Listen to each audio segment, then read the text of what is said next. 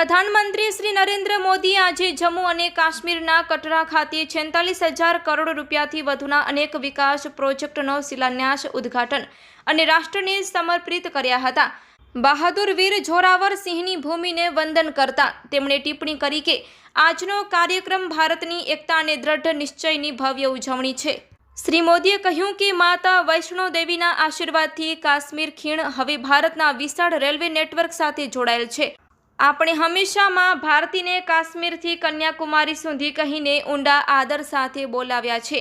આજે આ આપણા રેલવે નેટવર્કમાં પણ વાસ્તવિકતા બની ગઈ છે। પ્રધાનમંત્રીએ ભાર મૂક્યો કે Udhampur Srinagar Baramulla rail line project ફક્ત એક નામ નથી, પરંતુ જમ્મુ અને કાશ્મીરની નવી શક્તિનું પ્રતીક છે અને ભારતની વધતી જતી ક્ષમતાઓનો પુરાવો છે। પ્રદેશમાં રેલ માળખાગત સુવિધાઓ અને કનેક્ટિવિટીને વેગ આપવાની પ્રતિબદ્ધતાના અનુસાર તેમણે ચિનાબ અને અંજી રેલ પુલનું ઉદ્ઘાટન કર્યું અને વંદે ભારત ટ્રેનને લીલી ઝંડી આપી, જે જમ્મુ અને કાશ્મીરની અંદર કનેક્ટિવિટીમાં વધારો કરે છે। આ ઉપરાંત શ્રી મોદીએ જમ્મુમાં એક નવી મેડિકલ કોલેજનો શિલાન્યાસ પણ કર્યો, જે પ્રદેશમાં આરોગ્ય સંભાળ સુવિધાઓને મજબૂત બનાવવાની સરકારની પ્રતિબદ્ધતાને મજબૂત બનાવે છે અને કહ્યું કે 46,000 કરોડ રૂપિયાના પ્રોજેક્ટ્સ જમ્મુ અને કાશ્મીરમાં વિકાસને વેગ આપશે, જેનાથી પ્રગતિ અને સમૃદ્ધિ આવશે।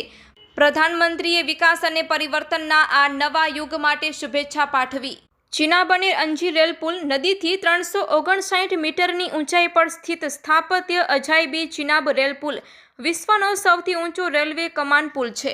તે 1,315 મીટર લાંબો સ્ટીલ કમાન પુલ છે, જે ભૂકંપ અને પવનની પરિસ્થિતિઓનો સામનો કરવા માટે રચાયેલ છે। પુલનો મુખ્ય પ્રભાવ જમ્મુ અને શ્રીનગર વચ્ચે જોડાણ વધારવામાં થશે। પુલ પર ચાલતી વંદે માતરમ ટ્રેન દ્વારા કટરા અને શ્રીનગર વચ્ચે મુસાફરી કરવામાં ફક્ત 3 કલાકનો સમય લાગશે, જેનાથી હાલનો મુસાફરીના સમયમાં 2-3 કલાકનો ઘટાડો થશે। અંજી પુલ ભારતનો પ્રથમ કેબલ સ્ટેન્ડ રેલ પુલ છે, જે પડકારજનક ભૂપ્રદેશમાં રાષ્ટ્રની સેવા કરશે।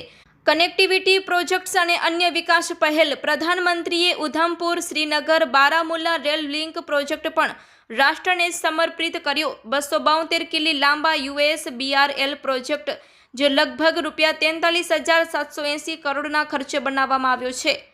તેમાં 36 ટનલ, 119 કિમી સુધી ફેલાયેલી અને 943 પુલનો સમાવેશ થાય છે। આ પ્રોજેક્ટ કાશ્મીર ખીણ અને દેશના બાકીના ભાગો વચ્ચે સર્વાંગી સીમલેસ રેલ કનેક્ટિવિટી સ્થાપિત કરી છે, જેનો ઉદ્દેશ્ય પ્રાદેશિક ગતિશીલતામાં પરિવર્તન લાવવા અને સામાજિક આર્થિક એકીકરણને આગળ ધપાવવાનો છે। પ્રધાનમંત્રીશ્રીએ માતા વૈષ્ણો દેવી કટરાથી શ્રીનગર અને પાછળ 2 વંદે ભારત એક્સપ્રેસ ટ્રેનોને લીલી ઝંડી પણ આપી। તેઓ રહેવાસીઓ, પ્રવાસીઓ, યાત્રાળુઓ સહિત અન્ય લોકો માટે ઝડપી, આરામદાયક અને વિશ્વસનીય મુસાફરી વિકલ્પ પ્રદાન કરશે। ખાસ કરીને સરહદી વિસ્તારોમાં છેલ્લા માઇલ કનેક્ટિવિટીને મોટા પ્રોત્સાહન આપવા માટે પ્રધાનમંત્રીએ શિલાન્યાસ કર્યો અને વિવિધ રોડ પ્રોજેક્ટ્સનું ઉદ્ઘાટન કર્યું। તેમણે રાષ્ટ્રીય ધોરીમાર્ગ 701 પર રફિયાબાદથી કુપવાડા સુધીના રોડ પહોળા કરવાના પ્રોજેક્ટ અને NH 444 પર સોપિયન બાયપાસ રોડના નિર્માણનો શિલાન્યાસ કર્યો, જેની કિંમત 1,952 કરોડ રૂપિયાથી વધુનું છે।